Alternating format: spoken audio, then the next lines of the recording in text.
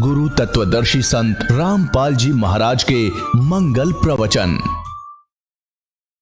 अब मेख मार दी उसकी, परमात्मा ने बढ़ाकर उसकी खत्म कर दिया कि नहीं मरेगा। और ये है समर्थ की शक्ति। लेकिन हम सत्संग के अभाव से फिर विचलित हो जाते हैं। उसने अपना फिर जीवन नाश कर लिया मूर्ख ने। वो फिर हमारे गांव में ब्याह गया था, 27 साल का हो रहा था, और हमने उसका खूब याद है ये बातें। तो पुण्यात्माओं, आपका सौभाग्य, आपने ये वचन भी सुनने को मिल रहे हैं ना। काल तो आपके कान के छींट भी ना लगने देश ज्ञान की। कोई कितना फंसा रखा है, कोई कितना उलझा रखा है, कोई वैष्णो देवी पर जहाँ बेचारे इतने पहाड़ों पर चढ़ जाते हैं, कोई सालासर जा रहा है, कोई बालाजी जा रहा है, कोई मंदिर मस्जिद गुरुद्वारों में ही अपना भक्ति का आधार बनाकर जा रहा है। ये सब काल के द्वारा भ्रमित कर दिए।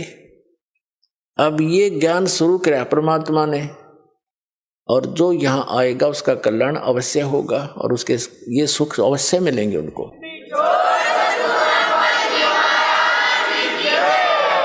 जैसे प्रसंग चल रहा था कि सबको मालूम है, ये तो सभी मानते हैं कि भाई बुरे का फल बुरा ही होता है, लेकिन डर निकल गया हमारा।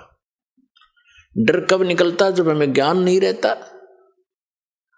अब हम अपनी मर्जी से, अपने व्यवस्था से भगवान के विधान को त्याग कर स्वयं अपने कर्म के लेख को चेंज करना चाहें, कभी नहीं हो सकता। जिस समय कंस ने अपनी बहन देवकी का विवाह श्री वासुदेव जी से किया, श्री कृष्ण जी के माता पिता थे वो, और कंस उनका मामा था, तो उसने बड़े प्यार से अपनी बहन का विवाह किया और उसको सी ऑफ करने के लिए अपनी नगरी की सीमा तक छोड़कर आते थे। स्वयं रथ को चला रहा था और दोनों उसके बहनोई और बहन रथ के पीछे बैठे थे। रास्ते में आकाशवाणी होगी कि तेरे मारने वाला कंस तेरी बहन की कोख से पैदा होगा, उसका 8वां पुत्र तेरी मृत्यु का कारण बनेगा। अब देख अकल की कमी है। एक तरफ तो कंस ने वह आकाशवाणी साची मान ली कि 8वां पुत्र होगा तेरी बहन का, वो तेरी मौत उसके हाथों है। ये तो अटल मान ली उसने, सच्ची होगी। फिर जो सच्ची मानी तो उसने फिर उसको बदलने के तरीके अपनी सोच से अपनाए, अज्ञानियों की सलाह से। वहीं से रथ को वापस मोड़ लाया और उनको दोनों को मारने लगा। अब अपनी मौत तो इतनी प्यारी, और बहन और दामाद उस बनोई की मौत उसने कुछ भी ना समझी, अकल के हीन ने। तब उन दोनों ने प्रार्थना की कि भाई, उसकी बहन कहने लगी भाई मुझे मारे ना, क्यों बहन भाई का लगाव न्यारा ही होता है। भले ही वो इस बात को सोच रहा था, फिर भी बहन की इस पुकार को पर उसने जोर देना पड़ा। कुछ रजा मालिक की थी कि तू ऐसा कर, हमें मारा मत, हमने यहां नजरबंद कर ले दोनों को, जितनी भी संतान होगी हम तुझे दे देंगे, तो जो चाह वो कर लिए भाई। तो उसने सब सोच ली, ठीक है मेरी 7वीं संतान, 8वीं तक तो मार दूंगा, 8वीं के बाद होगा इनके भाग की। उसने यहां तक सोच ली, तो उनको रख लिया। चल, बहन को मारने का भी पाप बच गया। फिर लगा 9 शिशुओं को मारने। दुष्ट ने 9 मार दिए, 8-7 मार लिए, और 8वें को मारने लगा। वो आकाश में उड़कर चली गई, जबकि लड़का कहा था वह लड़की थी। बुद्धि फिर भी ना काम करी।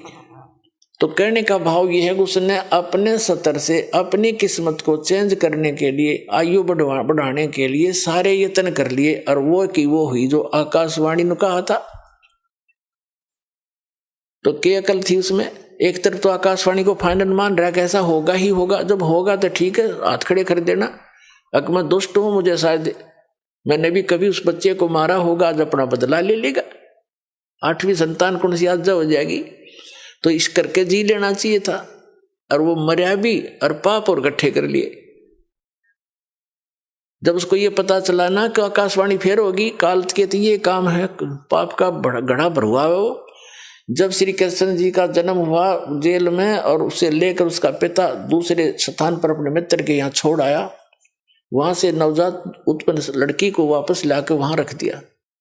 तब आकाशवाणी हुई कि तेरे मारने वाला पैदा हो चुका है, लेकिन जेल से बाहर। अब उसने सोचा भी आसपास के नगर के जितने भी उसके राज्य में नवजात शिशु थे, 1 दिन का, 2 दिन का, 10 दिन का, महीने के, 6 महीने के, साल के, 2 वर्ष के, 5 वर्ष तक के बालकों को सबको मरवा दिया दुष्ट ने, एक अपनी जान बचाने के लिए। ये है अकल के कमजोर, अकलहीन, ये है अकल लूने, पाप का घड़ा भर लिया और मर के मान्या, मृत्यु हुई जो की तो जो बोला गया था। तो जब तक हम इसका समाधान, जैसे कोई धनी बनने के लिए, जब तक इसका अपने किस्मत को बदलने का समाधान हम अपने तरीके से अपनाएंगे, वो हानि ही हानि होगी, लाभ नहीं हो सकता। और उसके चेंज करने की विधि बता रखी है कि मासा घटे न तिल बधाए, विध ना लिखे जो लेख, और साचा सतगुरु मेट के ऊपर मार दे मेघ। परम संत की शरण में, कबीर परमात्मा के बच्चे की शरण में आने के बाद फिर ये प्रारब्ध कर्म वो बदल सकता है, सारे इतिहास चेंज कर सकता है। वो समर्थ है। समर्थ किसे कहते हैं? फिर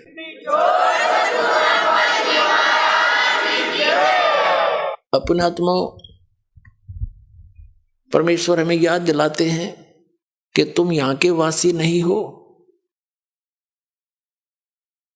और वो परमात्मा स्वयं ही चलकर आते हैं, हमें यथार्थ ज्ञान बताते हैं। जैसे आप जी सत्संग में आते हैं, महीने, 2 महीने, 10-15 दिन, महीने, 4 महीने में तकरीबन सभी आ लेते हैं। तो अन्य व्यक्ति तो ये सोचते हैं कि ये कितना हानि करते हैं, किराया लगता है, काम छोड़कर जाते हैं। पुण्यात्माओं, आप जी को ये ज्ञान होना चाहिए कि आप जहां से चलते हो और यहां तक जो भी आपका किराया भी लगता है, वो भी परमात्मा के पुण्य में है, आपका धर्म में लग रहा है वो पैसा, वहां से लेकर यहां तक। और जो दान धर्म करते हैं, आपको वो तो डायरेक्ट दिखाई देता है कि मैंने दान डाला है, मेरा पुण्य हो गया, लेकिन वहां से यहां तक आने और जाने का जो आपका किराया है, वो भी आपके धर्म में लिखा जाता है। अब बगैर ज्ञान के हम ऐसे उलझे रहते हैं, अपने आप धनी बनने के लिए 100 तरीके अपनाते रहते हैं। परमात्मा कबीर जी कहते हैं, कल्पे कारण कौन है कर सेवा निकाम, मन इच्छा फल देऊंगा जो पड़े मेरे ते काम। कि मेरे सतर का, जो भगवान के सतर का तेरा कोई ऐसे कार्य आवेगा, कोई आपत्ति आवेगी, तो फिर कहता है तू चिंता ना करना, तेरा मन इच्छा फल दूंगा तुझे। यदि तू परंतु रहना पड़ेगा तूने मेरी मर्यादा में। भगत की कैसी मर्यादा है? भगत और जगत का आपस में मतभेद सदा से रहा है। इसका कारण क्या है? इसका कारण यह है कि भगत की परंपरा, मर्यादा जगत से भिन्न बन जाती है, और जिन परंपराओं को लेकर वो पहले समाज में चल रहा था, इतने वजन को उठाकर इस भक्ति मार्ग पर प्राणी चल नहीं सकता। जैसे कोई यात्री है, यात्रा कर रहा है, वो पहले ही सोच लेता है आवश्यक वस्तुएं ही लेकर साथ चलूं, अधिक गठड़ी उठाते सफर नहीं कर पाऊंगा, उसको अंडरस्टूड होता है, तो ज्यादा नहीं बांधता, एक थैला छोटा सा काख में टांगा, आवश्यक वस्तु डाली और सफर पर चल पड़ता है। जो भक्त बन गया वो परमात्मा के मिलने वाले मार्ग पर चल पड़ा, और जो भक्त नहीं बना वो वही बैठा अपने घर पे, वो उस वस्तु को प्राप्त नहीं कर सकता। तो उसकी मर्यादाएं कुछ अन्य हैं, उनसे हटकर हम अपने सीमित करके इस सफर पर चल सकते हैं। तो इसी प्रकार जगत और भगत की आपस में मतभेद बना रहता है कि ये तो ऐसे भी नहीं करते, ये त्योहार भी ना मनाते, ये तो दहेज भी ना देते, ये लेते भी कोनी। तो इस तरह के हम नहीं कर सकते, क्योंकि हमें ज्ञान हो गया कि आज हम किसी से लेते हैं, कल देना पड़ेगा। तो क्यों सिर में दर्द कराया फिर देने के लिए? जैसे आज कोई रिश्वत ले रहा है किसी से, 5,000, 10,000, 20,000 ले ली, और वो उसने देनी पड़ेगी फिर उसको आगे चल के अगले जन्मों में। अब परमात्मा आदरणीय गरीबदास साहिब जी कहते हैं, तुमने उस दरगाह का मैल नहीं देखा और धर्मराज के तिल तिल का लेखा। बता, कहते तुम इसलिए गलती करते हो, तुमने वो स्थान ना देखा जहां पर फैसले होते हैं इस भगवान के सत्र के। तुमने उस दरगाह का वो मैल नहीं देखा, धर्मराज के तिल तिल का लेखा। ये बालकों का खेल है। एक तिल यानी एक जरा सी भी कोई आपकी वस्तु है, आपस में वो लेन देन किसी भी जन्म में हो, चाहे 1000 जन्म के बाद हो, आपकी वो पूरी करनी पड़ेगी। आज कोई रिश्वत ले रहा है, अगले जन्म में वो दामाद बनकर लेगा उसका और पैसा ले जाएगा, और फिर मृत्यु हो जाए मन माने, वो पैसा भी गया, लड़की दूसरी जगह ब्याहनी पड़ेगी। तो टूट गया कहर उसके ऊपर। हमारे सामने जितनी भी ये आपदाएं आती हैं, ये पिछले संस्कारों से हैं। इसको समझने के लिए एक उदाहरण है। हम इतने गिर चुके हैं, इतना सतर गिर गया हमारा, हमने सिर्फ ये संसारिक भौतिक सुख दिखाई देते हैं, नथिंग एल्स। और इनके पाने के लिए, यहाँ की सुख की फोकट महिमा बनाने के लिए हम कुछ भी आगा पीछा नहीं देखते।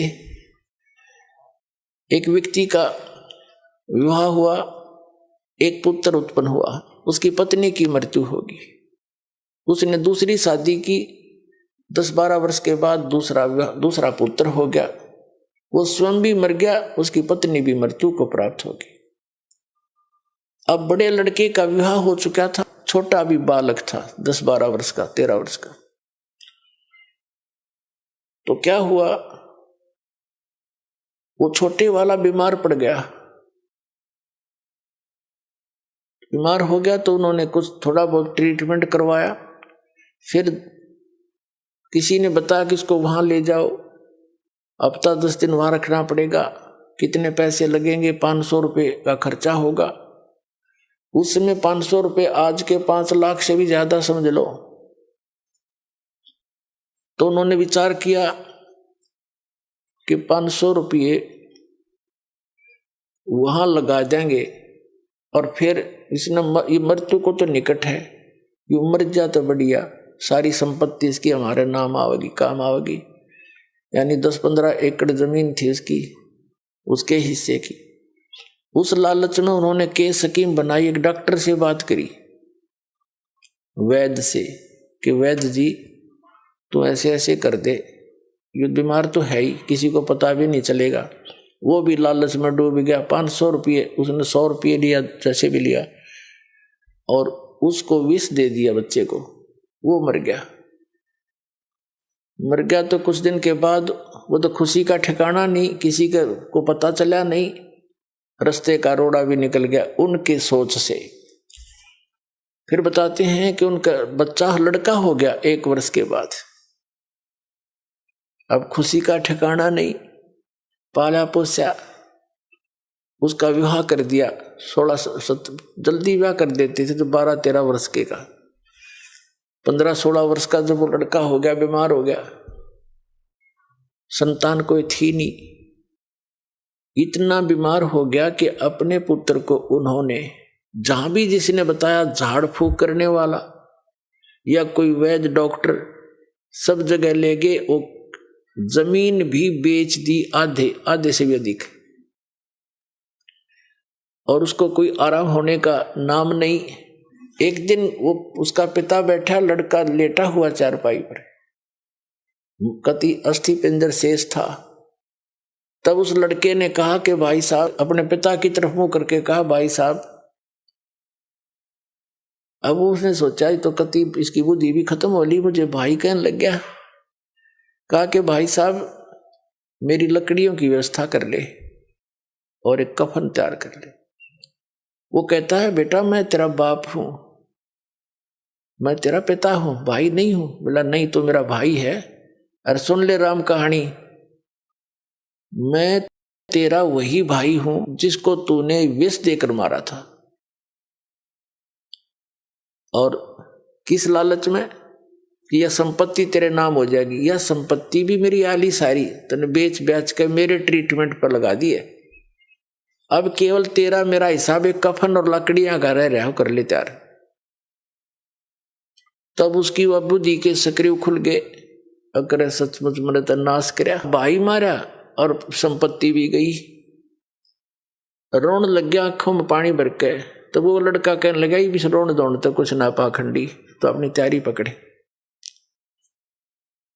अब उसने उस समय विवेक आया कि भाई ठीक है, जैसा इस नीच ने करया मेरे तो आगे आगी। इबोर तो संतान मेरा हो को नहीं, इकलौता पुत्र था तो मरेगा, मेरा तो वंश नष्ट हो गया। जिसा मुझे मैंने किया ठीक मिला मुझे तो। पर एक बात और बता दे, जो या तेरी पत्नी है, तेरी मृत्यु के बाद अब इसको जीवित जलाया जाएगा, क्योंकि सती प्रथा थी उसमें। पति मर जाता था तो पत्नी से पहले तो पत्नी को जिंदा जलाया जाता था चिता में, जैसे मुर्दे को फूकते, उसको सती कहते। अब इसका क्या दोष, इसने अब इसको जिंदा जलाया जाएगा। तब उसने बताया कि वो डॉक्टर कहाँ है जिसने मुझे व्यस्त दिया था, वैद्य। उन्होंने बताया कि आपके 2-3 वर्ष के बाद उसकी मृत्यु हो गई थी। तो उस लड़के ने बताया कि ये वही है, ये डॉक्टर मेरी पत्नी, अब ये भी भोग लेगा अपने करे हुए को। तो पुण्यात्माओं, ये भले ही आपने कथा लगती हो, पर विधान है परमात्मा का। यो तुमने उस दरगाह का मैल नहीं देखा और धर्मराज के तिल तिल का लेखा, एक एक पाई पाई का हिसाब होगा वहां पर। तो इस प्रकार हमने परमात्मा पर विश्वास करके, और जो साधना दास बताता इसको करके देखो और फिर लाभ देखिए उस परम पिता के। आपकी किस्मत से न्यारे देने लगेगा आपने, आप सोच भी नहीं सकोगे भगवान, हम तो सुना करते भगवान ऐसा कर देता है, पर और आज हो रहे हैं हमारे साथ। आपके कई दिन में समझ में नहीं आओ यू हुआ कैसे, यू कार्य कदे सोच भी ना सकते, यू तो किसी तरह भी होने का नहीं था, और ऐसे कर देगा आसानी से, आप सोच भी नहीं सकते। और फिर आपका विश्वास और दृढ़ होगा, ऐसे भक्ति में लग जाओ। जैसे परमात्मा ने एक एग्जाम्पल दिया, खुद मालिक ने आके, कुल धनी ने, कबीर भगवान ने, कबीर परमेश्वर काशी में एक धानक बनकर रहा। अब परमात्मा का विधान है कि वो स्वयंभू है, उसकी लीला में लिखा है, वो उसके गुणों में लिखा है। और वो सतलोक से, सचखंड से, जहां भी वो रहता है, हम उसको किसी भी नाम से उस स्थान को पुकारते हैं। अमरलोक कहो, सतलोक कहो, उसको ध्रुवलोक कहो, तो वहां से रहता है वो परमात्मा। नर आकार है, राजा के समान वहां बैठा है, सिर पे मुकुट है, सिर पे छत्र है, सफेद वस्त्र है, सफेद कलर है, सफेद ही उसका प्रकाश निकल रहा है उनके शरीर से। करोड़ सूर्य मिला दे, करोड़ चंद्रमा, एक रोमकूप की इतनी शोभा है। और वहां सफेद पृथ्वी है, वो सफेद, जैसे यहाँ की पृथ्वी का कितना बालू रेत जैसा रंग है, लाल लाल गेरुआ सा, कहीं पर काली मिट्टी है, तो वहां का सभी मिट्टी बहुत चमकीली है, सफेद है, उपजाऊ गणी है। उस सतलोक ऐसा स्थान है, एक पृथ्वी है। और ये नकली जितने भी सतलोक के गुणगांव हैं, सचखंड बतावे हैं, ये राधा स्वामी पंथ, जय गुरुदेव पंथ, बिहानी जनोद वाला पंथ, ठाकुर वाला पंथ, किसी ने देख ले, कबीर पंथियों को देख लो, इस दास के अतिरिक्त कोरी उआ बाई बकरे, और जय गुरुदेव पंथ, और ये सच्चा सौदा सरसा वालों का, और जगमाल वाली वाला पंथ, ये सभी वहां कहते हैं, वहां तो प्रकाश ही प्रकाश है, चेतन प्रकाश है। और मुक्त जीव वहां जाकर उसमें मिल जाती, लीन हो जाती है, बस जाकर बूंद समुद्र में। एक आधा चतुर कबीर पंथी कहता है आत्मा तो डॉट रूप में रहती, बिंदु बिंदु। खाक देखा उन्होंने परमात्मा को, मूर्ख बना रखा। तो ये सभी अभी तक भ्रमित थे, इनका अनुभव निल था, इनका भक्ति विधि सही नहीं थी, इनका ज्ञान भी गलत था, इनके मंत्र भी गलत थे। 5 नाम काल के जाप करें, बात करें सतलोक जान की, टिकट कटा रहे लोकल बस की, बात कर अमेरिका जाने की या अमेरिका से भारत आने की। तो ये कैसे बन सकती ये बातें? तो ये इनके नाम में गलत है वहां जाने वाले, तो कैसे पार होंगे? ये अंडरस्टूड है, क्योंकि हम इतने विश्वासी हैं कि जो गुरु बता रहे हैं फाइनल है बस, और सोचना ही नहीं। ना सोचो, वो शिवदयाल भूत बन गया, बुक्की में बोला अपनी शिष्या में, सारे तुम बोलोगे, और समझदार है उन्हें सोचना पड़ेगा और कल्याण कराना चाहिए। दास की प्रार्थना है, पाछे बनी सो बनी पीछे, अब शेष तो बच जाओ। कितने दिन से शोर मचा रहा हूं, जेल में मैं चला गया तुम्हारे लिए, या सच्ची कहने के चक्कर में, और कहूंगा आखिरी सांस तक, चाहे शरीर रहो या ना रहो, कोई बात है या के बिरान माटी और मुझसे नहीं देखी जाती, क्योंकि दास को वो ज्ञान भगवान ने दे दिया। मुझे कोई दूसरा नजर नहीं आता, पूरी पृथ्वी अपनी सी दिखे है, सब अपने बहन भाई दिखे, क्योंकि हम सतलोक से आए हुए। यहाँ काल ने हमें मूर्ख बनाकर आपस में लड़ा बिड़ा रखा है, हमारे साथ आपस में ये मनमुटाव रखता है। घर घर में कड़ा करवा रखी इसने, सास बहू की बनती ना, नंद बहू का लट्ठम लट्ठा, बाप बेटे का झगड़ा, पड़ोसी गेल झगड़ा, छोटे से बंटवारे पर, किसी किसी काम पर सारा दिन टेंशन ग्रत रखना, इनको दुखी सताना, दुखी करना उस काल का कर्तव्य है, उसका परम धर्म बन गया है कि ये भगवान के बच्चे हैं, इतना सताए दूं और वो भी दुख पाता रहेगा हमें दुखी देखकर। लेकिन परमात्मा के सामने विकल्प यही है कि वो अपना ज्ञान देकर, अपने में आपकी आस्था दृढ़ कर कर सच्ची भक्ति करा के ही आपको यहां से ले जा सकता है। और ये ज्ञान ये तभी संभव है जब आप स्वयं शिक्षित होगे।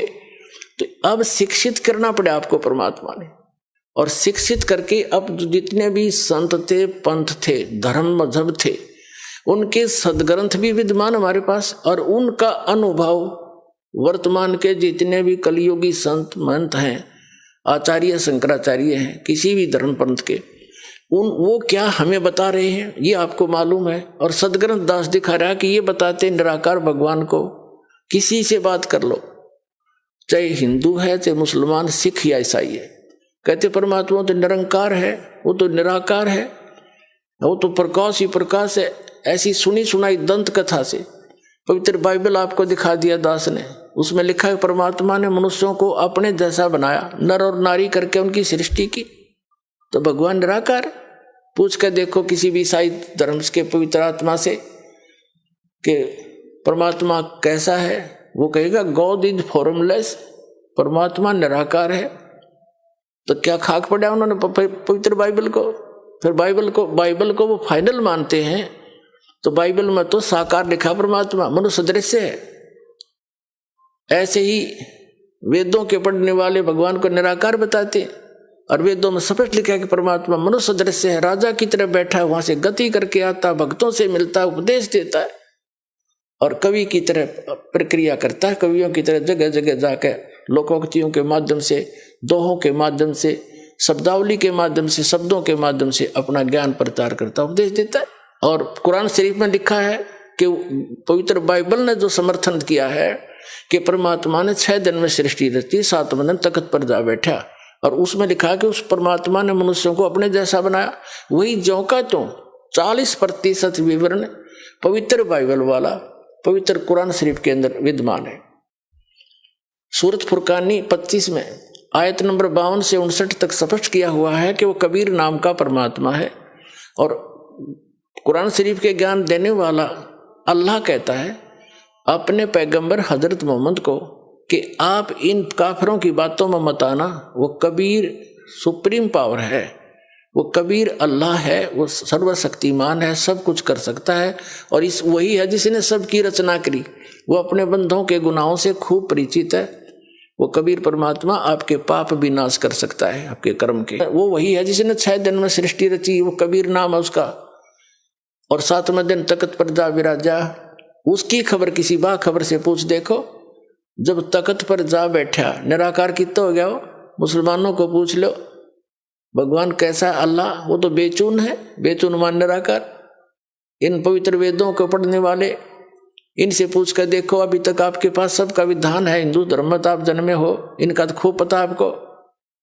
ये भी कहते हो परमात्मा निराकार है, और आपने दास ने उन्हीं के अनुवाद को आपके सरोवर कर दिया। इन अंग्रेजों का कराया हुआ अनुवाद, इंजीनियरों का, इन आर्य समाजियों का आर्य निराकार बताएं, और खुद अनुवाद कर रहे हैं। भगवान राजा के समान देखा जाता है, वहां से गति करके आता है, भक्तों से मिलता है, उपदेश देता है, कवि की तरह घूमता है, और फिर भी निराकार बताओ। सबकी बुद्धि घुमा रखी काल ने। तो पुण्यात्मा, अब रजा हुई है परमात्मा की आपके ऊपर। अब आपकी रुचि बढ़ेगी इन प्रमाणों को देख के, सचमुच सारी बात सच्ची, और वह ऐसी सृष्टि है, वहां सब मुक्त प्राणी ठाठ से रहते हैं। जो सुख आप यहाँ खोज रहे हो वहां मिल जाएगा, और यहाँ तो आप रह ही नहीं सकते, चाहे राष्ट्रपति बन जाओ, और चाहे सारी पृथ्वी पर तो मकान बना ले, 100 कोठी बना ले, ये तो तेरी है नहीं। मूर्ख बंडा बना रहे तो वहां क्यों ना चल रहे। यहाँ तो जब तक यहाँ रहना है भक्ति कर, जैसा मालिक देता वैसे तो रहे। जो राखे तो ही रहूं, मेरा के चारा, और खाने जाद खरीद हूं गुलाम तुम्हारा। ये परमात्मा, मैं तो आपका दास हो गया। अरदास की चिंता मालिक ने, नौकर की चिंता मालिक ने खूब बनी रहती है। ये दयालु मालिक है हमारा। जो मालिक हमने मान रखे है तो कसाई है, ये ब्रह्म ज्योति निरंजन काल, इसको हमने मालिक मान रखा था, ये तो कसाई है, ये तो आपके अपने स्वार्थवश रोके हुए। और जब हम दयाल की शरण में आएंगे तो हमारे सारे दुख दूर हो जाएंगे। तो कबीर साहब वो दयालु मालिक है, उसकी शरण में आगे तो उसको सब पता है, मेरे बच्चे को क्या आवश्यकता है, मेरे नौकर को सब सुविधाएं देता है, क्योंकि उसके अंदर दया होती है। तो हम उसकी शरण में जब आ गए तो हमारी सब समस्याओं का उसको खूब ज्ञान है। हम जो मांगेंगे और आवश्यक होगा वो दाता अवश्य देगा आपको। और हम मांगेंगे बकवाद, क्योंकि भक्ति के मार्ग में चल रहा व्यक्ति को एक पत्थर ठा के सिर पर फिर धरन लगे, उनके कहेंगे मूर्ख। समझदार तो ये कहेंगे क्यों सिर मारे, पत्थर में चल आगे न चलेंगे। तो कहने का भाव ये है कि जो आप अनावश्यक वस्तु मांगोगे, जो आपके ऊपर पत्थर के रूप में होगा और भक्ति में बाधा करेगा इस सफर में, तो दाता वो दे को ना तापते, क्योंकि आपको आवश्यकता नहीं है उसकी, और हम उसकी आवश्यकता मान रहे क्योंकि हम बालक है। तो इस प्रकार पहले दास चाहता है, बुद्धिमान समाज है, बहुत सावधानी से सोचना पड़ेगा आपने। जो किस लिए हम माया इकट्ठी करते हैं, कोठी और कार बनाने के लिए, और बेटा और बेटी के ब्याह में बकवाद करने के लिए, व्यर्थ का खर्चा करने के लिए, और ये वे मतलब के त्योहार चोर बनाकर बम पटाखे बजाकर फंड करने के लिए। तो ये भक्ता के काम नहीं है। ना जाने काल की कर डारे, किस विध ढल जा पासावे, और जिनाते सरते मौत खुड़क दी उनानु केड़ा हसावे। हमने नोट ऐसे डर के रहना पड़ेगा या ना जाने के बिजली गिर जा। जैसे विवाह करते हैं बच्चों का, उसमें 6 महीने पहले तो चिंता वाले घर वालों ने, बेटी बहनी हो, और लड़के वाले की कभी बराबर खर्च वाले हैं, तो सारा पंगा पा रहे हर तरह का। तो उसके लिए फिर कितना डीजे लाएंगे, हाँ, फिर बड़ी बड़ी बारात, और ये सारा काम बिगाड़ा नहीं फिल्मों ने।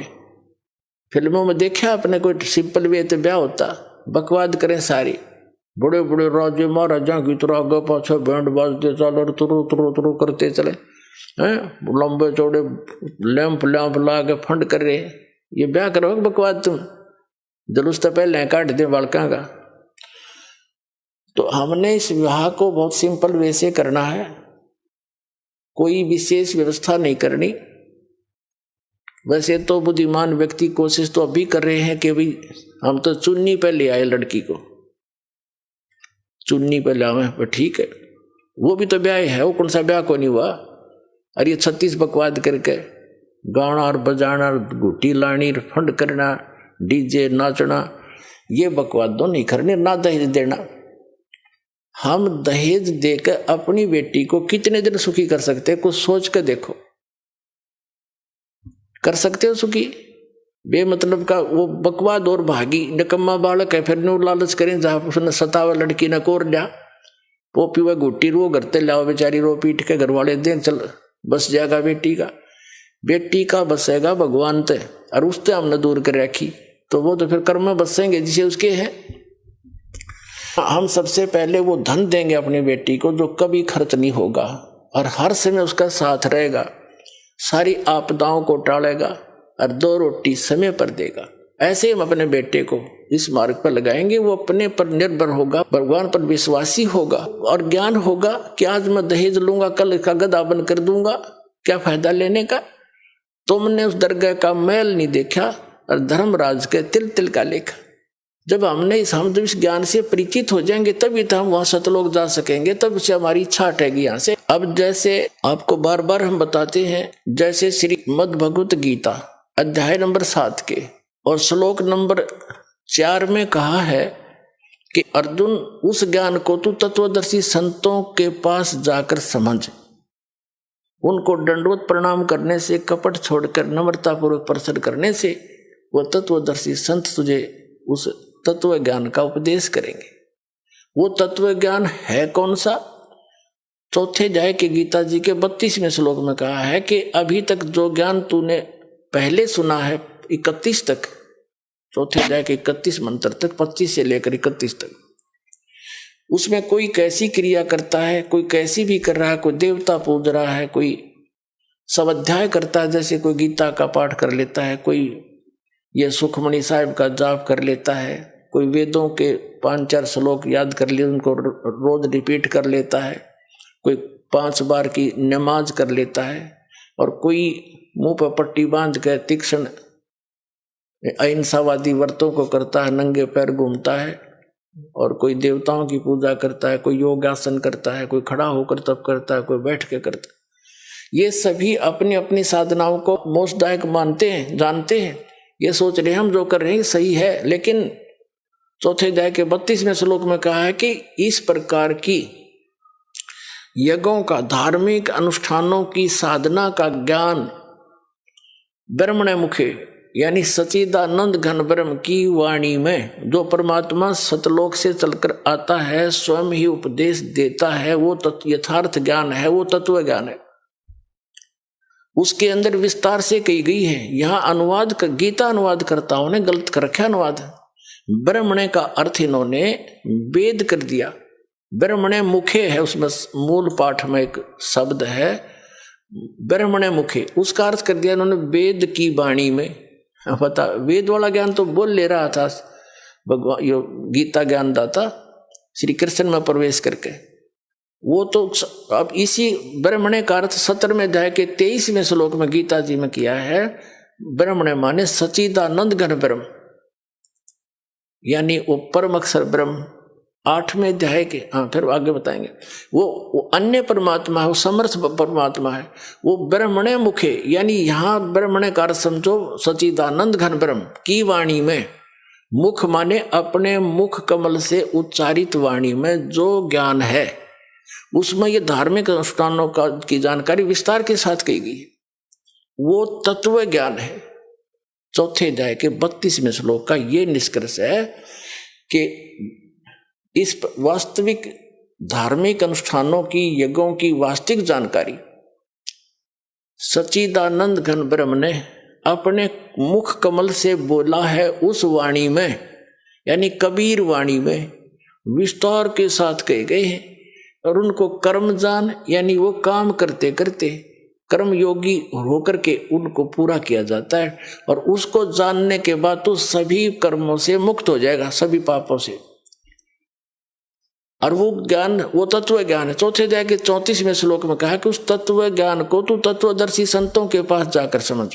इससे सिद्ध है कि गीता ज्ञान दाता भी उस ज्ञान से अपरिचित है, नहीं तो लिख देता एक अध्याय और बना देता, ये हो गए तत्व ज्ञान।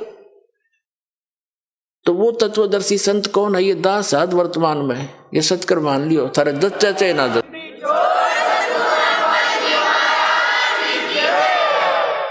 और उनको दंडवत प्रणाम करने से पूरी गीता जी में केवल उस संत को ही दंडवत प्रणाम का प्रावधान बताया है, नहीं तो 18वें अध्याय के 65वें श्लोक में अपने विषय में कहता है गीता ज्ञानदाता के माम नमस्कारु, मुझे नमस्कार कर, मुझ में मन वाला हो, मेरा भक्त बन, तू निश्चय ही मुझे ही प्राप्त होगा। अपने विषय में भी नमस्कार तक का प्रावधान बताया इसने। और उस तत्वदर्शी संत को कहा कि उसको दंडवत प्रणाम करने से, कपट छोड़कर सरलता पूर्वक, नम्रता पूर्वक, निष्कपट भाव से प्रसन्न करने से वह तत्वदर्शी संत तुझे उस तत्व ज्ञान का उपदेश करेंगे। अब फिर क्या बताता, 7वें अध्याय के 29वें श्लोक में कहता है कि अर्जुन, जो मेरे आश्रित होकर, यानी मेरे इस ज्ञान को आश्रय बनाकर तत्वदर्शी संतों की खोज कर लेते हैं, तो उनको वो केवल जरा और मरण से छूटने का ही प्रयत्न करते हैं। जरा मीन वृद्धावस्था, जरा मीन वृद्धावस्था और मरण मीन मृत्यु, डेथ। कहते वो केवल इस जरा बुढ़ापे के कहते और मृत्यु के दुख से बचने के लिए ही प्रयत्न करते हैं, क्योंकि वो तत्ब्रह्म विदु कृष्णम कर्म चाखिलम, तत्ब्रह्म विदु और कृष्णम अध्यात्म च अखिलम कर्म, वो सभी कर्मों से और संपूर्ण अध्यात्म मार्ग से और तत्ब्रह्म से वो पूर्ण रूप से परिचित होते हैं। और वही केवल जरा और मरण से छूटने का प्रयत्न करते हैं। इसका सीधा सा अर्थ है कि जो साधक संसार की अन्य किसी वस्तु की इच्छा मन में नहीं लेकर के केवल अपने कल्याणार्थ यानी जरा और मरण से छूटने का जो प्रयत्न कर रहे हैं, तत्ब्रह्म विदु उस परमात्मा को जानते हैं, जान चुके हैं तत्ब्रह्म को, और सारे अध्यात्म से परिचित हैं, ज्ञान से और सब कर्मों से वो परिचित हैं। इसलिए वो विष फांकते नहीं, उनको जहर दिखाई देता है, किसी से रिश्वत लेना, ये करना, वो करना। जैसे किर का जहर का रंग होरी हो, कहो कौन तिस खावे राम रंग होरी हो। अगर तो होरी माने खुशी, जैसे होली बनाते हैं अपने हिंदू धर्म में, तो होली का मतलब बड़ी खुशी के साथ नाचते हैं, गाते हैं, कहते हैं यह है नकली होली। असल खुशी तो उनको होगी जो परम पिता परमात्मा कबीर जी की शरण में आकर विधिवत भक्ति करेंगे, सारे सुख रहेंगे, कदे आनी ना हो। कहते समर्थ का शरणाग हो रंग होरी हो, कदे न हो ए काज राम रंग होरी हो। अब क्या बताते हैं कि जैसे किर का जहर का रंग होरी हो, कहो कौन तिस खावे राम रंग होरी हो। जिसने परमात्मा की शरण में रहना है और राम रंग की होली खेलनी है, यानी सदा सुखी रहना है यहाँ भी और सतलोक जाकर, तो वो जैसे किर का जहर का कहीं पर विष का कण गिरा हो छोटा सा भी, और आपको पता है कि विष है, उस अधिक तो दूर की बात है, विष को खाना उस कण को भी नहीं खाएगा, उठाएगा वहां से और ऐसी जगह पृथ्वी में दबा कर आएगा किसी के ओर का हाथ ना लग जा, और हाथ धोएगा मिट्टी से, कदे इसका अंश मेरा ना छू जा किता है। तो कहते हैं जब आप पूरे अध्यात्म मार्ग से और सभी कर्मों से परिचित हो जाओगे, फिर आपको रिश्वत लेना, चोरी जारी ठगी डाके डालना और दहेज लेना और देना दोनों जहर दिखाई देगा। फिर कहते हैं जैसे किर का जहर का, अभी आपको उदाहरण दिया, उसने कैसा जुल्म किया, अपना भाई मार दिया, किस लालच में, अगर यह सारी जमीन मेरा रह जाएगी, वह जमीन रही नहीं, संतान कुल नाश हो गया और पाप धरे रह गए न्यो के न्यो। तो ये सच कर मान लिए, कोई वैसे सिंपल एग्जाम्पल मात्र नहीं है, ये गॉड गिवन ज्ञान है, उसके कबीर परमात्मा का बताया हुआ, आंखों देखा उन महापुरुषों का बताया। ये कोई डूम बाट के गीत ना समझना। बहुत युगों से आप दुख पा रहे हो और इसी काल के झंझट में उलझ पुलझ कर यही मर जाते हो। तो क्या बताते हैं, जैसे किर का जहर का, एक भी किसी का पाई भी लेना, बिल्कुल आपको विष दिखाई देगा। फिर कौन खाओगा उस विष को, कि तुमने उस दरगाह का मैल नहीं देखा और धर्मराज के तिल तिल का देखा। हर पाई पाई का हिसाब होगा वहां पर। तो इसमें तो बहुत बड़ा बखेड़ा बन जाएगा आपके लिए। तो बुद्धिमान व्यक्ति फिर उसका निकट नहीं जा सकता। अबोध बालक जहर चाहे सारा खा जा, लेकिन ज्ञान होने के बाद व्यक्ति विष के निकट नहीं जाता। तो जब तक आप अबोध थे, खाते रहे विष, मरते रहे, गधे कुत्ते बनते रहे, ये विष है, ऐसे संकट भोगने पड़ते अपने को। और जब बुद्धिमान हो गए वो तो इसका निकट भी ना आते। जैसे भक्ति के मार्ग में बहुत ही सीमित सामान लेकर चलना चाहिए। ये परमात्मा स्वयं आकर के भक्ति दृढ़ करते हैं कबीर परमेश्वर जी। एक समय ये कहीं प्रकट हो गए थे, वहां रह रहे थे एक संत रूप में। उनके शिष्य हुए एक रंका, एक बंका, एक उनकी लड़की थी, उसका नाम था वंका। और उसी समय उन्हीं के पैरल हुए श्री नामदेव जी, जो छिपा जाति में उनका जन्म था, बड़े महापुरुष हुए। तो पुण्यात्माओं, जैसे हम अन्य संतों के चमत्कार देखकर, उनसे हुई कुछ आध्यात्मिक लीलाओं को देखकर हम उनको परम संत मानकर वहीं तक सीमित हो गए, फिर उनकी समाधि पूजन लग गए यादगारों को। अब वो संत बचपन से ऐसे लीला होती थी उनसे, और उनके इतिहास में लिखा कि छोटे ही बचपन में से ही उनके ऐसे ऐसे भगवान की तरफ से बहुत से उनके बेनिफिट मिले। तो वो पिछले जन्म के पुण्यकर्मी प्राणी थे, पार हुए नहीं, वो फिर दोबारा आगे जन्म लेकर। तो उनकी बचपन से ही वो भक्ति की जो चमत्कार थी, वो चिंगारियां फट रही थी। कुछ दिन में डिस्चार्ज हो जाते, खत्म हो जाती वो, कुछ दिनों के बाद फिर वो चले जाते ऐसे ही अपना कर्म बिगाड़ कर। उन्हीं में से ये एक नामदेव जी थे। बचपन से ही उनकी पिछले संस्कारों से, पुण्यों से बहुत से ऐसे लाभ हुए। एक बार विठल भगवान की पूजा करते हैं महाराष्ट्र के अंदर। तो विठल भगवान की एक मूर्ति बना रखी होती है, विष्णु है विठल, वैसे विष्णु को विठल मानते हैं, विठल विष्णु जी के अवतार थे। उनकी मूर्ति बनाकर पूजा करते हैं, उनको भोग लगाते हैं और पीछे आप भोजन करते हैं। तो एक बार नामदेव जी के छोटे से थे, उनके पिता ने कहा, बेटा हमने कहीं बाहर जाना है, कई दिन माना पड़ेगा, तुम भगवान को भोग लगाना ठाकुर जी को, और पीछे दूध पीना। पहले भगवान को भोग लगाना ठाकुर जी को, विठल जी को, और फिर पीछे ग्रहण करना, अन्यथा पाप लगेगा। बच्चे का बहुत जल्दी असर होता है इन बातों का। माता पिता चले गए, पहले से पैदल जाते थे, पैदल आते थे, 3 दिन जाने में, 1 दिन वहां रुक के 3 दिन आने में लग गए, जैसे भी 1 हफ्ते में आए। अगले दिन नामदेव जी ने नहा धोकर दूध का कटोरा भर के और विठल भगवान की मूर्ति का आगे रख के, जैसे माता पिता करते थे, पर्दा लगा के खड़ा हो गया, भगवान भोग लगा लो, भगवान भोग लगा लो। थोड़ी देर में पर्दा उठाया, जो का दो रखा कटोरा, नहीं दूध लगाया, नहीं पिया। अब उसके माता पिता क्या करते थे कि कटोरा रख के ऐसे करते थे, विठल भगवान दूध पी लो, पर्दा लगा देते थे। एक आली सी में मूर्ति रखी थी, उसका पर्दा ला रखा था, और थोड़ी देर में उठा के अपने आप सारे दूध में मिला के और पी लेते थे। और बच्चे को इन्हों पता नहीं था कि विठल जी दूध ना पीते, उन्हें सोचेगा जी घूंट भर लेते होंगे भगवान, तभी माता पिता लाते हैं।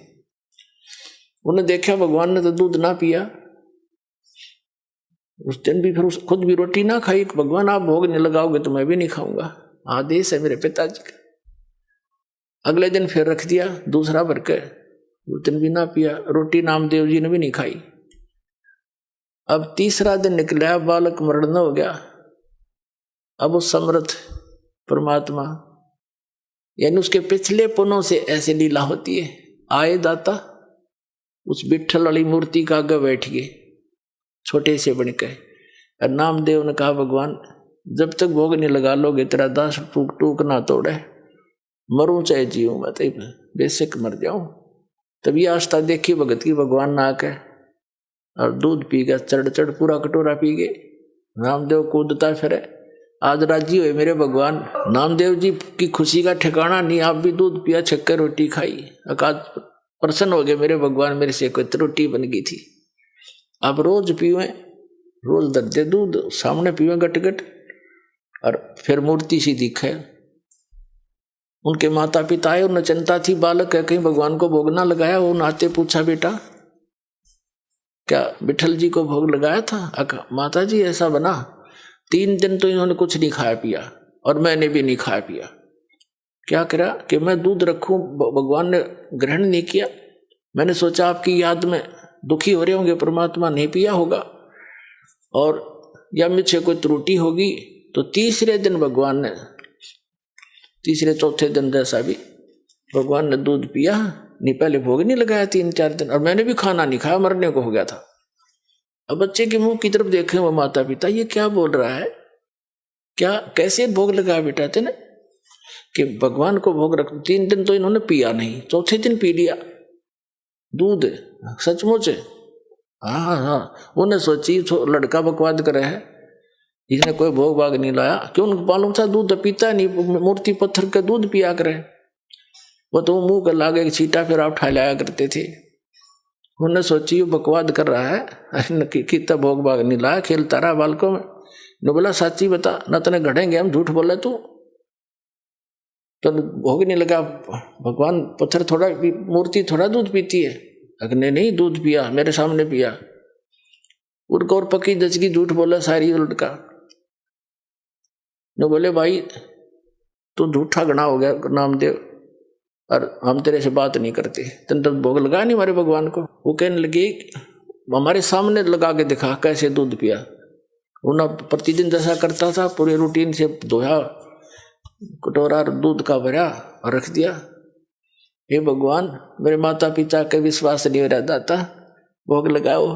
उसी समय मूर्ति से हाथ से निकले नू कचिया कचिया, और पकड़ कर उनके सामने, माता पिता के सामने गट गट दूध पी गया।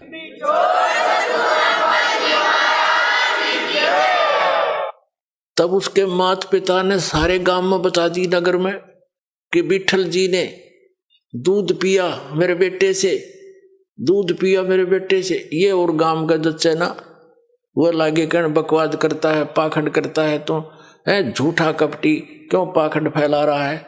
मूर्ति कभी दूध पीती है। पंचायत होगी, चौपाड़ में बुला दिया नामदेव भी, उसका लड़का भी। पंचों ने फैसला किया कि हमारे सामने दूध पिलाओ भाई, जब मानेंगे ना तुम्हें देश से निकाल, गांव से निकालेंगे तुमको। तुम पाखंड फैलाते हो, अपने घर पर लोगों का चढ़ा चढ़वाने के लिए भ्रमित कर रहे हो, वहां बुलाने लग जाओगे कुछ दिनों। अब समस्या आ गई, नामदेव भी बुला लिया। बैठ के नामदेव का पिता बैठ गया साथ में, नामदेव बैठा और कहा भाई क्यों बच्चा भोग लगा, भगवान ने, विठल जी ने दूध पिया था? कहाँ जी पिया।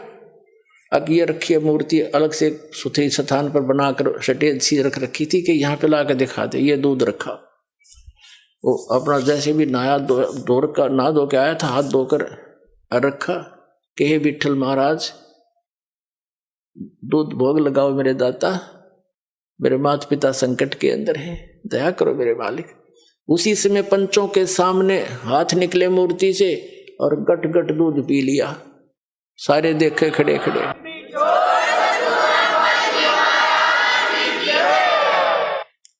अब इस चमत्कार को देखकर नामदेव जी की इतनी महिमा होगी, आसपास के क्षेत्र में पूज्य होगी। और ये अब वो क्या करते थे, कुछ थोड़े से बड़े हुए, किसी से नाम लिया, ओम नाम का जाप करते थे। फिर परमात्मा मिलते हैं आकर ऐसी पुण्यात्माओं को, जैसे उनका विधान है, वो नेक आत्माओं को मिलते हैं, अच्छी आत्माओं को मिलते हैं, दृढ़ भक्तों को। तो कबीर साहब उनसे मिले, ज्ञान दिया कि ऐसे ऐसे भाई ओम नाम का जाप तुम कर रहे हो गुरु से लेकर के, ये तो ऐसे ऐसे सारी सतिथि बता दी, और इससे आगे एक और मंत्र है जो दास देगा आपको, और उससे मोक्ष होगा। ये तो असंग जन्म हो गए, जन्मते मरते। और ये छोटे मोटे जो लीला हुई है ना, ये तेरे पिछले पुण्यों से हुई है। आगे चार्जर ठीक नहीं है, पीछे बैटरी चार्ज थी, तब तक यह काम कर रही है। सारा समझाया उनको, जैसे भी उस भाषा में। तो विठल नामदेव जी ने नाम ले लिया, किससे? उस संत से जो स्वयं मालिक आकर रहे, गुप्त रूप से रहा करते थे।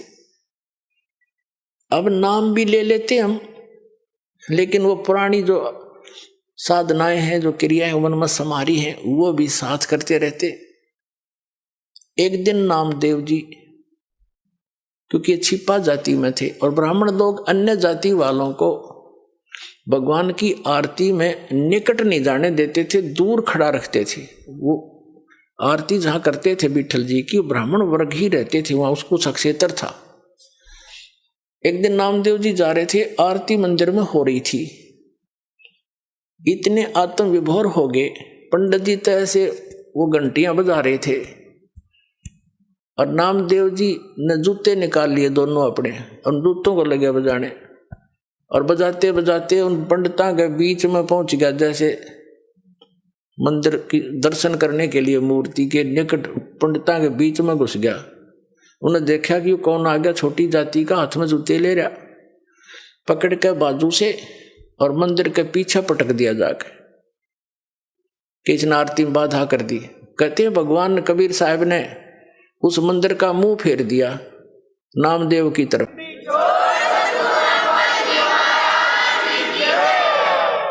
और पंडित जी पीछे घंटी पीटे खड़े खड़े बस लगाने। तो नामदेव जी उठकर आगे, अगले दिन वो उनसे मिला, अपने गुरु बहनों से, भाई से, रंका, बंका और वंका। तो घर पे पहुंचा, वहां आते जाते रहते थे। घर पे गया तो अकेली लड़की थी वंका, माता पिता कहीं बाहर गए हुए थे। वो लड़की कुछ पट्टी तैयार करे थी, जैसे किसी के चोट लाग जाए उसके जैसा भी देसी इलाज, कोई कूट छेद के जड़ी बूटी। नामदेव जी ने पूछा, बहन किसको क्या हो गया, आप क्या बना रही हो? अपने आत्मा भगत जो होते हैं वो भगत वाली भाषा बोला करते हैं। और लड़की बोली, भाई नामदेव तू चल रहा है बनमुखी, अपने हिसाब से चलता है भाई, तू आगा पीछा नहीं देखता, तेने क्या जरूरत थी वहां मंदिर उन पंडितों के बीच में जाकर खसण की है? गुरु जी की बेइज्जती कराना चाहता था तू। जब तेरी बेइज्जती देखीगी नहीं गुरु जी पे, और गुरुदेव ने जो तेरा मंदिर घुमाया है ना, उसके कारण गुरुदेव का चोट लग गया हाथ के, और उसके लिए पट्टी तैयार करो। नामदेव कुछ सोच ले भाई, ना दुखी कराया करे। नामदेव ने सोचा गुरु जी दिखे भी कोई ना वहां पर, और मंदिर घूम गया, उसने वहम हो गया था कि मेरी भक्ति ने कर दिया यू काम। उसकी फड़क निकालनी थी, वो भ्रम निवारण करना था दाता ने। अब उसने सोचा बहन सचमुच एक और मैं बालक हूं, मूर्ख हूं, पट्टी ले जा रही हूं, चाल मेरे साथ। वो दोनों गए, गुरुजी का चोट लाग रही हथेलियां पे, और लड़की ने मैलम लाकर पट्टी बांधी, चरणा में पड़ गया, रोन लग गया।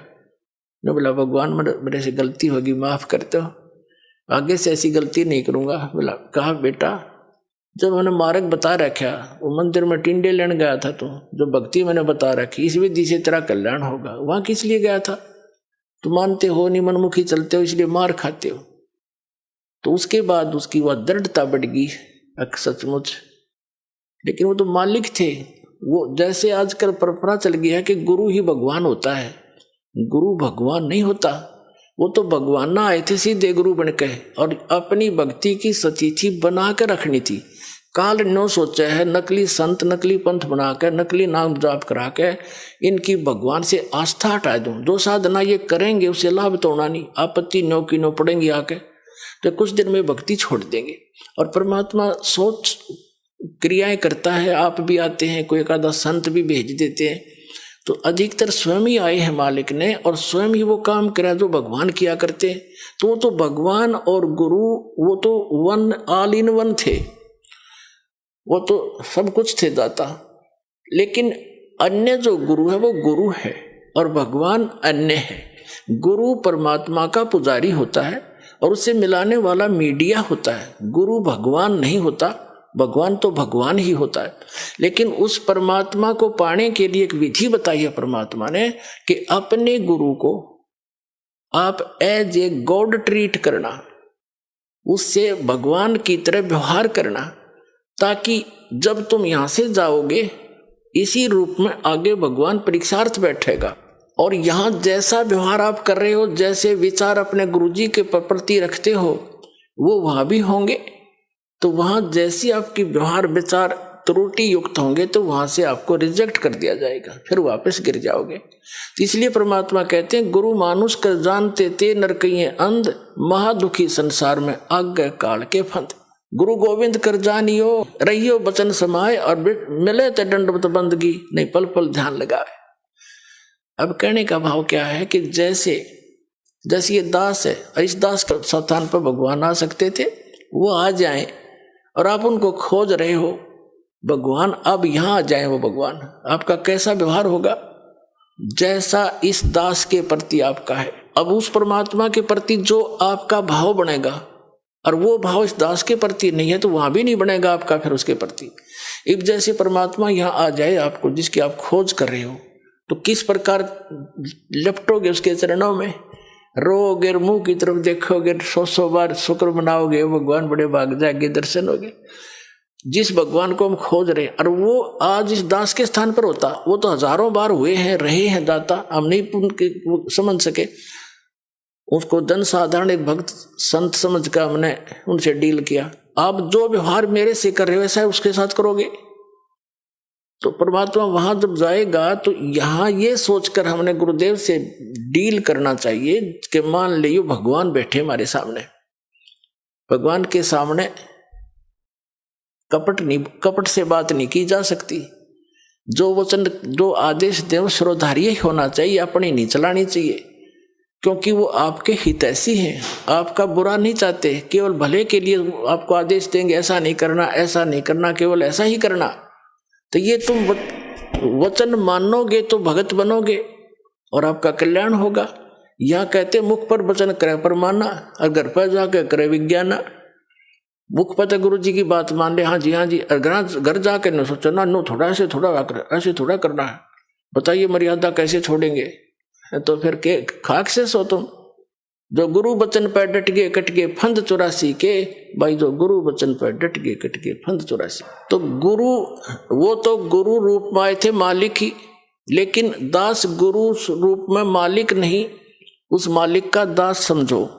लेकिन गुरु को भगवान के तुल्य मानने से आपकी समस्या हल होगी, नहीं तो होए को नहीं। जैसे एक मैथमेटिक्स का, एक गणित का प्रश्न होता है ऋण का, उसमें मूलधन ज्ञात करना होता है।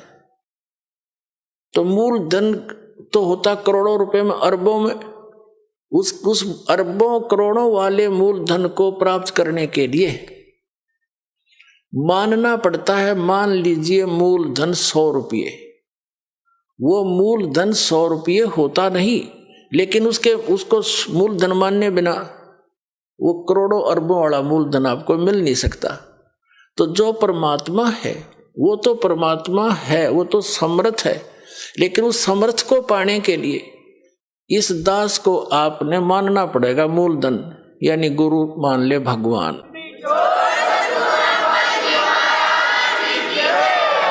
तभी आपकी यह समस्या हल होएगी, नहीं तो कति नहीं हो, 0 नंबर आओगे आपके।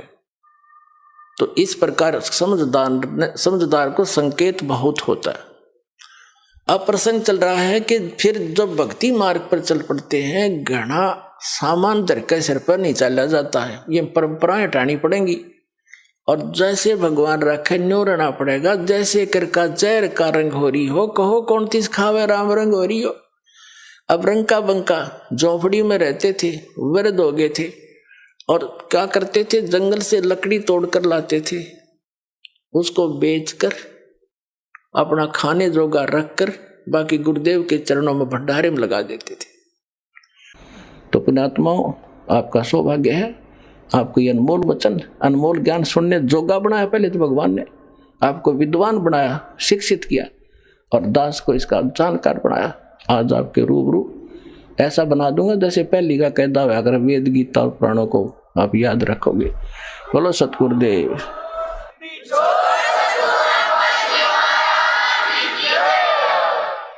तो अब आपको कुछ भक्तों के अनुभव सुनाएंगे, जिनको परमात्मा से प्राप्त जो लाभ हुए हैं वो अपने मुख कमल से बताएंगे। सुनिएगा। सर नमस्कार। नमस्कार सर। सर क्या नाम है आपका? सर मेरा नाम रमेश दास है। सर संत रामपाल जी महाराज से नाम दीक्षा कब लिया आपने? सर संत रामपाल जी महाराज से मालिक ने मुझ पे 2013 में दया की बख्शी थी। सर संत रामपाल जी महाराज से नाम दीक्षा लेने से पहले आप क्या भक्ति साधना करते थे? संत रामपाल जी महाराज से पहले, नाम दीक्षा लेने से पहले, जो समाज में भक्ति सभी करते हैं, जैसे कृष्ण जी की पूजा, माता की पूजा और अपने पितरों को, दादा बाबाओं को पूजना, किसी स्थान पर जाना, धार्मिक स्थान पर, इसी प्रकार से हम भी जाया करते थे। ज़्यादातर हम गुड़गांव की शीतला माता मंदिर को महत्व दिया करते थे, क्योंकि यहाँ पे हर साल किसी न किसी को आके आना माता की पूजा करनी। इसी प्रकार से हमारे पिताजी भी एक भगत टाइप में होते हुआ करते थे। उनके पास कुछ छोटी मोटी रिद्धि सिद्धियाँ हुआ करती थी, वो भी एक दूसरे की बता दिया करते थे। आपकी वो यहाँ बैठा हुआ है, वो फलाना ये कर रहा है, वो वहाँ है, उसकी सारी चीज़ें बता दिया करते थे। हमारे पिताजी में भी इसमें अनुभव हुआ करता था, वो भी काल की पूजाएं करते थे छोटी मोटी अपने अनुसार। वही पूजाएं हम भी कर पाते थे जो घर में होती थी। सर, पहले जो आप भक्ति साधनाएं करते थे, उनसे आपको क्या लाभ मिला? जो पहले भक्ति साधनाएं करते थे, उन साधनाओं से लाभ का तो हमें पता नहीं था, क्योंकि उस टाइम पे हमें इतना ज्ञान नहीं था। ना ही कभी ये सुना था कि परमात्मा कोई है। सिर्फ जैसे समाज करता है तो उसी का कोडिंग हम भी करते थे। और एजुकेटेड होने की वजह से हमने इन चीज़ों को ज़्यादा महत्व भी नहीं दिया। सिर्फ ये तो मानते थे, आत्मा फील करते थे कि गॉड कोई है एक, लेकिन ये नहीं होता था कि भाई कौन है, कहाँ है, कैसा है, इस चीज़ का हमें अनुभव नहीं था। सिर्फ जैसे माँ बाप का अकॉर्डिंग, माता पिता जैसे हमें गाइडलाइन करते थे, उस अकॉर्डिंग हम चलते जाया करते थे उनके साथ साथ। उन चीज़ों का हमें उस टाइम पे फ़ायदा नहीं हुआ, क्या फ़ायदा क्या, लेकिन कुछ मुझे लगता है अब मैं फील करता हूँ कि मुझे उस टाइम पर कोई लाभ नहीं हुआ। सर, संत रामपाल जी महाराज की शरण में कैसे आए आप? बंदी छोड़ने 2013 की बातें हैं, क्योंकि मैं बैंकिंग डिपार्टमेंट में फाइनेंस डिपार्टमेंट देखता हूँ, टोलन डिपार्टमेंट। और हमारा कल्चर थोड़ा सा बहुत ज़्यादा बिगड़ा होता है, क्योंकि एजुकेटेड समाज होता है, पढ़े लिखे कॉलेज लाइफ जैसे स्टूडेंट निकले होते हैं हमारी सेम उम्र के यंग, वो मीट मार, दारू, अंडे, शराब सारी चीज़ें करते हैं। उसी कल्चर में मिलते मिलते हम भी एक जैसे हो गए थे। ड्रिंक भी करते थे, कभी कभी सिगरेट भी बहुत ज़्यादा आदी हो, स्मोकिंग के आदी हो चुके थे। और मैं आपको एक्चुअल बताऊं तो मैं इन देवताओं पे और बाबाओं पे और मुल्लाओं पे ट्रस्ट नहीं करता था। इनसे घृणा हो चुकी थी, क्योंकि जैसे मीडिया दिखाती है कि भैया इन बाबाओं के शिरडी में, बालाजी पे और मंदिरों में जाओ आप, इतना पैसा है कि 100 साल तक हमारे यहाँ ट्रेन फ्री जाई जा सकती हैं। हमारे देश के पूरी इंडिया, भारत 100 साल तक खाना फ्री खा सकता है।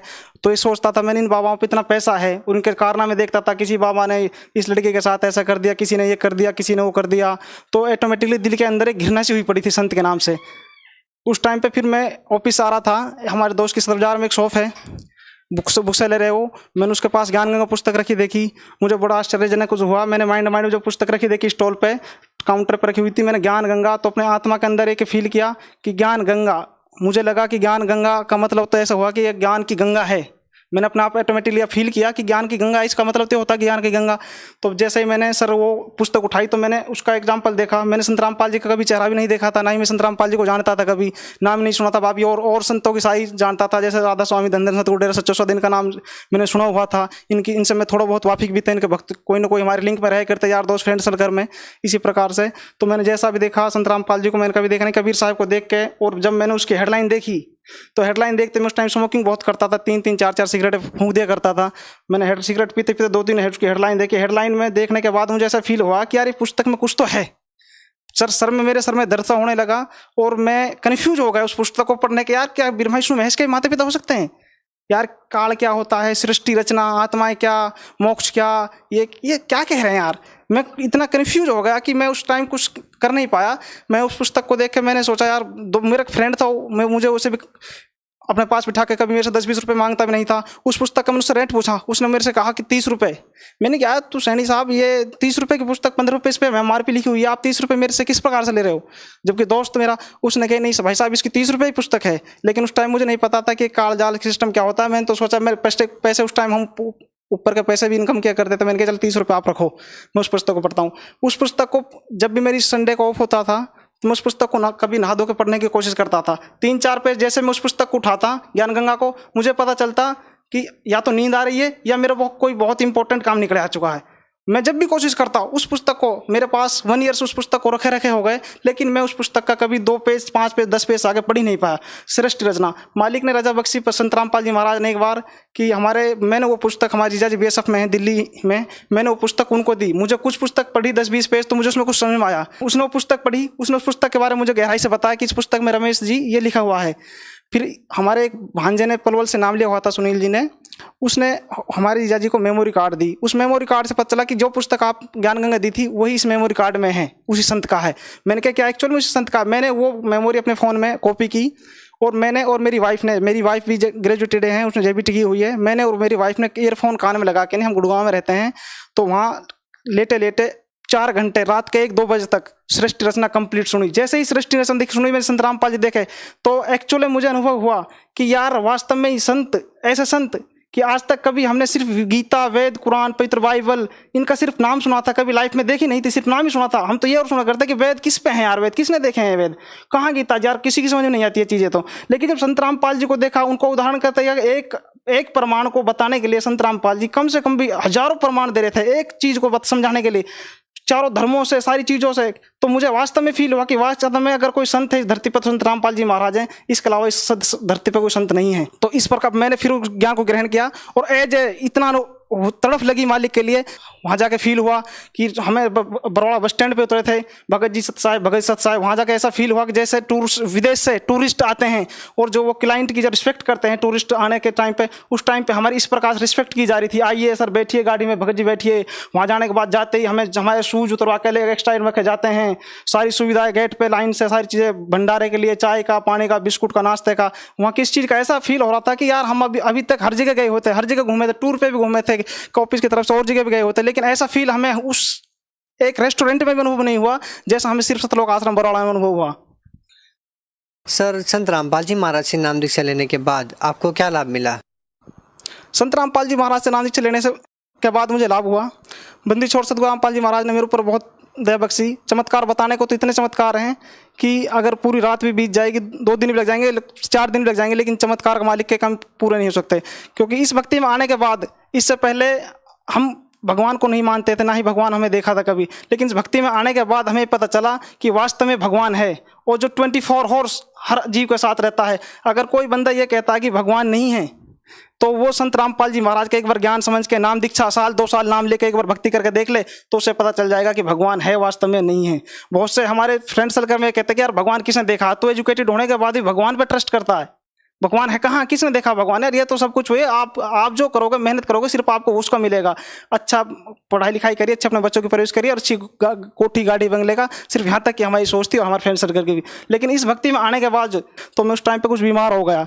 मुझे बीमार हो गया तो डॉक्टर ने बताया, कुछ काफ़ी दिन तक बीमार चलने के बाद डॉक्टर ने बताया कि आपका ऑपरेशन होगा, आपकी छोटी आंत के अंदर रसोली है, 50-60 हज़ार रुपये मैंने बीमारी में इस प्रकार से लगा दे कि मुझे ही नहीं पता कि बीमारी है क्या। उसके बाद पता चला छोटी आंत में रसोली, डॉक्टर ने बताया। मैंने परमात्मा से प्रार्थना करी, परमात्मा ये बीमारी क्या है, इसका सोल्यूशन मालिक, अगर मालिक आप हो कहीं तो इसका सोल्यूशन करो। परमात्मा ने, कोई डॉक्टर 2 लाख मांगता, कोई 1.5 लाख, कोई 3 लाख। मैंने गुड़गांव आर्यन हॉस्टल में परमात्मा ने भेजा, बिल्कुल घर के पास जस्ट, और गुड़गांव आर्यन हॉस्टल सिर्फ 60 हज़ार रुपये में छोटी आंत का ऑपरेशन 3.5 घंटे में भगत जी मेरा ऑपरेशन हुआ। बहुत सुनती है, भी उम्मीद छोड़ देती है बचेगा नहीं बचेगा। खुद मेरे फैमिली वाले ये उम्मीद छोड़ चुके थे कि ये पता नहीं हमारा भाई बचेगा या नहीं बचेगा, लेकिन परमात्मा ने ऐसी दया बख्शी, जो 2-3 लाख रुपये में काम होना था सिर्फ 60 हज़ार रुपये में काम करा दिया। जब मैं वहाँ से जैसे घर से चल के गया था, परमात्मा ने जैसे घर के चला के भेजा था, उसी प्रकार से ऑपरेशन कराने के बाद मैं घर पे चल के ही आया और जैसे खाते पीते गया था ऐसे खाते पीता है। परमात्मा ने 2-3 लाख रुपए काम सिर्फ 60 हज़ार रुपये में करा दिया। एक तो छोटा ये चमत्कार हुआ, और भी मालिक के बहुत से चमत्कार हैं परमात्मा के। जैसे जिस प्रकार से पहले हमें दुख भी हुआ करते थे बहुत से, लेकिन परमात्मा के आने के बाद छोटे मोटे तो सारे संस्कारिक दुख जो भी हैं सारे खत्म हो चुके हैं मालिक के शरण आने के बाद। और एक सबसे बड़े लाभ मुझे ये हुआ कि मुझे आध्यात्मिक ज्ञान, मुझे उस परमात्मा का पता चला जिसका, परमात्मा का आज तक हमारे दादा परदादे खोजते रह गए। परमात्मा भगवान उसका नाम तो लेते थे, भूतों में ही रह गए। दादा सब भूत इन पितरों को मानते, दादा बाबाओं को मानते रह गए, भाई यही सब कुछ है, यही सब कुछ करेंगे, यही सब कुछ। लेकिन आज जो हमारे माता पिता को नहीं मिल पाया, आज हमें मिल पाया। इस मालिक ने मुझे, हम इसलिए आज मुझे फील होता है कि परमात्मा ने हमें इसीलिए एजुकेटेड किया था। मैं नशा इतना करता था, कॉलेज फ्रेंड सर्कल से इतना बिगड़ चुका था कि स्मोकिंग की 3 डब्बियाँ, मॉर्निंग में डब्बी खरीदता था स्मोकिंग की, India Kings, Benson light, Marlboro की, और दोपहर तक 1 डब्बी खत्म हो जाया करती। फिर लंच में ऑफिस में लंच करने निकलते थे, 1 डब्बी उस टाइम खत्म कर दे करते। शाम को ऑफिस से आने के बाद 1 डब्बी खरीदता था, रात के 1-2 बजे तक जागता था, मूवी देखता था, जैसे नॉर्मल देखते हैं सभी मूवी, नाटक, सीरियल वगैरह देख के नहीं, 1-2 या 2 बजे सोए करता था। इतना सा करता था। परमात्मा का नाम जिस दिन मन में लिया, ये फील होता था। बंदी छोड़ सतगुरु रामपाल जी महाराज से जब मैंने नाम लेने से पहले मैं डरता था कि परमात्मा, बंदी छोड़ सतगुरु रामपाल जी महाराज ये हमारे कैसे छूटेंगे, क्योंकि मैंने इससे पहले कोशिश कर चुका था कि नशा छूटेगा कैसे। मैं छोड़ नहीं पाता था, 10-20 दिन छोड़ पाता था, लेकिन एक न एक दिन ऐसा होता है कि मैं उस नशे को कर पाता, क्योंकि वो ऑटोमेटिकली आप प्रेशर होता था, उसमें से को मेरे पास रुका ही नहीं जाता था बिगर स्मोकिंग के। तो मैंने एक दिन क्या काम करा, परमात्मा से प्रार्थना करी, मालिक आपके शरण में मुझे बुलाते रहे नाम लेने के लिए, बट मेरे पास कुछ ऐसा तो करिए ताकि मेरे से सिगरेटों से दूर हो जाए, क्योंकि स्मोकिंग तो छोड़ना हर किसी जीव के बस की नहीं है, स्मोकिंग छोड़ना, और ना ही हो सकता है, क्योंकि अब इस ज्ञान में आने के बाद पता चला भगत जी हमें। तो फिर मालिक ने रजा बख्शी हमारे पास, मैंने प्रार्थना करी, 5-6-7 दिन पहले ही मालिक ने सिगरेट मेरी जड़ से खत्म कर दी। एक दिन ऐसा हुआ कि ऑटोमेटिकली ऐसी घृणा सी हो गई सिगरेटों से, मीठ माठंडी से, कि बिल्कुल भी जाने से पहले 1 हफ्ता पहले बिल्कुल त्यागपत्र हो गया, ऑटोमेटिकली घृणा आने लगी। सर भगत समाज को क्या संदेश देना चाहते हैं आप? सर भगत समाज को मैं संदेश देना चाहता हूँ कि आप एजुकेटेड हो। आज के ज़माने में हर इंसान, हर फैमिली में 4-5 एजुकेटेड आपको मिल जाएंगे। ओल्ड ज़माने की बात नहीं, अब न्यू लेटेस्ट ज़माने में जितने भी पूरा परिवार आजकल एजुकेटेड है, पढ़ा लिखा है। मैं तो कहता हूँ परमात्मा संत रामपाल जी महाराज, आप आज की जनरेशन संत रामपाल जी महाराज का नाम लेते ही दूर भागती है, संत रामपाल जी के नाम का नाम लेते ही चिढ़ती है। ऐसा क्या है, आपने संत रामपाल जी महाराज को ना देखा, ना उसका ज्ञान सुना, ना आप उसको जानते, आप उससे दूर क्यों भागते हो? आप आज सभी का ज्ञान सुन लोगे, राधा स्वामी, धन सतगुरु, सच्चा सौदा राम रही, सभी का आप ज्ञान सुन लोगे, लेकिन संत रामपाल जी महाराज का ज्ञान क्यों नहीं सुनते? उसके अंदर ऐसी क्या है? आप एक बार खुद एक बार एजुकेटेड हो, आप सारी मूवी देखते हो 3 घंटे की डाउनलोड करके, नहीं आप एक बार संत रामपाल जी महाराज के 1 घंटे की सत्संग सुन के क्यों नहीं देखते? आप एक बार संत रामपाल जी महाराज के 1 घंटे की सत्संग सुन के देखिए, हो सकता है तो आप ज्ञान गंगा पुस्तक पढ़िए, आप खुद निर्णय करिए। संत रामपाल जी महाराज को औरों की तरह भी नहीं कि वे अपना ज्ञान सुनाया घुटमलट करके बंद करके अपने पार हो गए। संत रामपाल जी महाराज तो क्लियर बता रहे हैं, भाई साहब 5 और 5 10 होते हैं, ना कि 5 और 5 9 होते हैं। आप खुद देखो, खुद निर्णय करो। मैथमेटिक्स जब 5 और 5 10 बता रहा, तो आप भी मानो उसको मैथमेटिक्स कह रहा है, उसकी गवाही दे रहा है, मैथ का लेक्चरर गवाही दे रहा है, तो हमें मानना चाहिए। हम पढ़े लिखे हैं कि भाई साहब मैथ भी कह रहा है, हम भी कह रहा है। सर संत रामपाल जी महाराज अभी जेल में है, उनके श्रद्धालु व उनके समर्थकों का भाव उनके प्रति ज्यों का त्यों बना हुआ है। सर क्या कारण है कि संत रामपाल जी महाराज जी के प्रति उनकी आस्था बिल्कुल भी कम नहीं हो रही है, उनके समर्थकों की संख्या बढ़ती जा रही है? सर देखो, इससे पहले शायद हमें भी जब ज्ञान नहीं था, हम भी शायद संत रामपाल जी महाराज के बारे में ऐसे ही सोचते, लेकिन जब आज ज्ञान हो गया, इसी प्रकार से जैसे आज मुझे ज्ञान हुआ है, ऐसे ही परमात्मा ने सही अपने भक्तों को, बच्चों को ज्ञान दिया है। इस ज्ञान में आने के बाद जिसको कहते हैं नहीं परमात्मा मिल गया, जिसको भगवान मिल जाता है ना, अल्लाह ताला खुदा मिल जाता है जिसको, उसे इस समाज की किसी की जरूरत नहीं होती। चाहे समाज कुछ भी कहे, कितनी भी घृणा करे, लाठियां मारे, कुछ भी करे, जिसको अल्लाह ताला भगवान खुदा रब मिल जाता है, उसे किसी की जरूरत नहीं होती। उसे पता है कि भगवान 2 मिनट में जो चाहे कर सकता है। भगवान क्या नहीं कर सकता? भगवान उसको, उसने जब भगवान साक्षात्कार रूप देखो, परमात्मा उसका साक्षात्कार सामने आए हुए, उसके आके भंडारा करके जा चुके हैं, सारी चीज हो चुके हैं, मालिक उसके 24 घंटे साथ रहते हैं, तो वो परमात्मा को आप ये बताएं कैसे छोड़ सकते हैं? अगर मेरे साथ परमात्मा 20 हॉर्स मुझे दिखते भी हैं, मेरे से बातें भी करते हैं, तो मैं उस संत रामपाल जी महाराज जी को कैसे कह दूं संत रामपाल जी महाराज एक नॉर्मल इंसान है और वो जेल में है? संत रामपाल जी महाराज कोई नॉर्मल इंसान नहीं है भाई साहब। आपको अगर ट्रस्ट नहीं होता तो आप 1-6 महीने भक्ति करके देख लो, आपको खुद अनुभव फील करोगे वास्तव में संत रामपाल जी महाराज कौन है। हुई Sant Rampal ji Maharaj is a complete God. सर भगत समाज के सामने सबसे जटिल क्वेश्चन ये है कि वो कैसे निर्णय करे कि सच्चा संत कौन है, वो कैसे विश्वास करे कि जो भक्ति संत रामपाल जी महाराज दे रहे हैं वही सही है। हमारे पास इसका निर्णय करने के लिए हमारे जैसे गीता जी बताते हैं कि हमारे शास्त्र ही आधार होते हैं।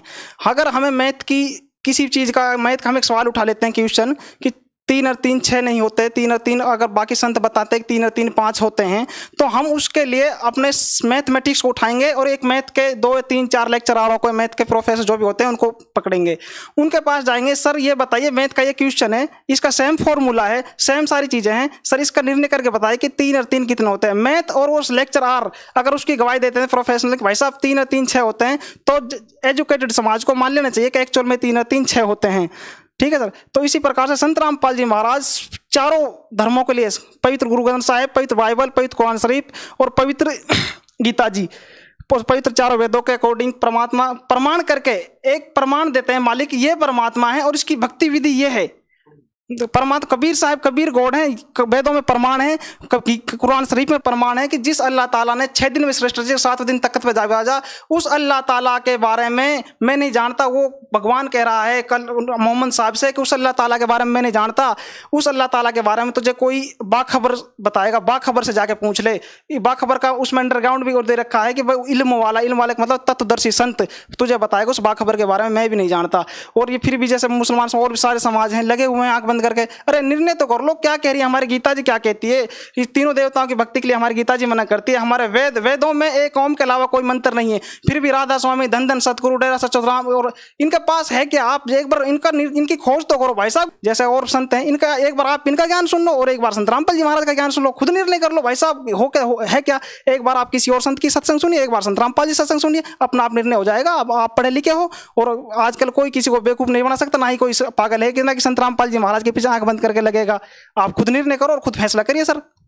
सर, जो श्रद्धालु संत रामपाल जी महाराज से नाम दीक्षा लेना चाहते हैं वो नाम दीक्षा कैसे ले सकते हैं? संत रामपाल जी महाराज से जुड़ने का सबसे आसान तरीका है, माय डियर फ्रेंड्स, सत्संग आता है 7:40 से 8:40 से साधना चैनल पर रोजाना सत्संग आता है इवनिंग में। आप उस सत्संग को देखिए और सत्संग में जाने से, नाम लेने से पहले सबसे पहले आप उसका ज्ञान समझिए। सत्संग में नीचे टीवी पे एक ग्रीन लाइन आती है, अंडरलाइन जो चलती रहती है, उस पर अधिक जानकारी के लिए फलाने दिस कॉन्टैक्ट नंबर पर कॉन्टैक्ट करिए। वो कॉन्टैक्ट नंबर नोट करिए, उस पर लिखा हुआ होता है कि आप ज्ञान गंगा पुस्तक फ्री में मंगा सकते हैं और अदरवाइज या तो आप ज्ञान गंगा अधिक जानकारी के लिए इस नंबर पर कॉन्टैक्ट कर सकते हैं। जैसे भी आपको कोई भी समस्या, कोई भी क्वेश्चन पूछना है और भी कुछ करना है या नामदान के बारे में पूछना है, तो मालिक की जैसे सुविधा आश्रम में थी, बाई सीडी परमात्मा नाम दान दिया करते थे संगत का ज्यादा होने की वजह से, इसी प्रकार से बाई सीडी परमात्मा के अब भी सारी सुविधाएं उपलब्ध हैं, हर जगह उपलब्ध हैं। आप उन नंबर पर कांटेक्ट करिए और नामदान लीजिए। क्या सर नाम दीक्षा लेने से लाभ होगा लोगों को? सर इसमें कोई दोहरा नहीं है, 101% मैं लिख के दे सकता हूं, मैं उसका हमेशा के लिए गुलाम हो सकता हूं। 101% लाभ होगा, क्योंकि ये कंप्लीट गॉड हैं और संत रामपाल जी ही महाराज वो गॉड हैं जिसके बारे में नास्दांस फ्लोरेंस वगैरह जैसे भविष्यवाणी की हुई है कि वो संत जो इस भारत को गुरु उसमें दिखलाएगा, वो संत रामपाल जी महाराज आए हुए हैं इस धरती पे प्रेजेंट में, और इसके अलावा कोई नहीं है। खुद आप देख सकते हैं निर्णय करके नहीं कि संत रामपाल जी महाराज कौन, उसका ज्ञान। गीता जी में वर्णित